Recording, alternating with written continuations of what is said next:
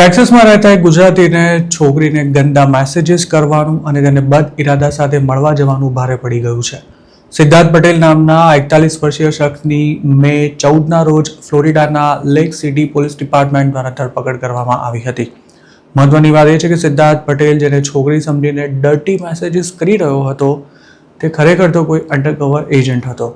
આ ચેટ્સમાં અંડરકવર એજન્ટે પોતાની ઓળખ અંડર એજ છોકરી તરીકે આપી હોવા છતાં પણ સિદ્ધાર્થ પટેલે તેની સાથે ગંદા મેસેજીસની આપ-લે ચાલુ રાખી હતી.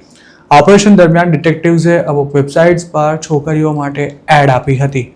આ તમામ છોકરીઓને ટીનેજ ગર્લ તરીકે દર્શાવાઈ હતી અને તેમની સાથે મોજ મજા કરવા માટે જેટલા લોકોની ઇન્ક્વાયરી આવી હતી તે તમામ લોકો સાથે એજન્ટે જ વાત કરી હતી. સિદ્ધાર્થ પટેલ પણ પોલીસ દ્વારા ગોઠવવામાં આવેલી આ ટ્રેપમાં ફસાઈ ગયો હતો.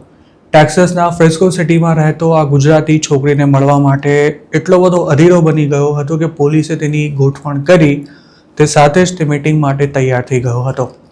તે વખતે પણ તેને છોકરીની ઉંમર અંગે જણાવવામાં આવ્યું હતું, પણ સિદ્ધાર્થને તેનાથી કશો જ ફરક નહોતો પડ્યો. આખરે અંડરકવર એજન્ટે જણાવેલા એરિયામાં આ શખ્સ છોકરી સાથે મજા કરવાની ગણતરી સાથે પહોંચી ગયો હતો, પણ ત્યાં ખરેખર તો પોલીસ તેની રાહ જોઈને ઊભી હતી.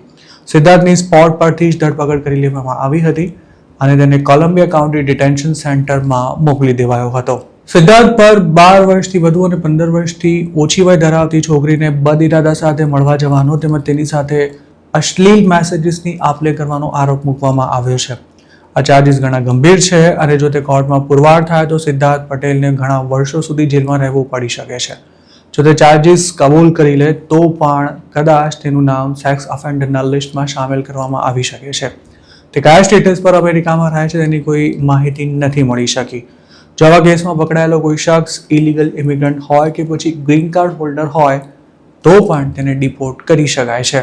સિદ્ધાર્થ જેવા અન્ય ઘણા ગુજરાતીઓ અમેરિકામાં આ જ પ્રકારની કરતૂતો કરતા પકડાઈ ચૂક્યા છે, જેમાંથી કેટલાક લાંબા સમયથી જેલમાં પણ છે.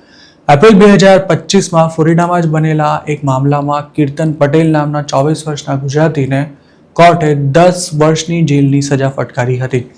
અમેરિકામાં કોઈ સ્ટેટસ વિના રહેતો કીર્તન પટેલ પણ ઓનલાઈન મળેલી છોકરી સાથે મોજ મજા કરવા માટે કોઈ હોટેલમાં પહોંચી ગયો હતો, પણ ત્યાં તે પોલીસના હાથમાં આવી ગયો હતો.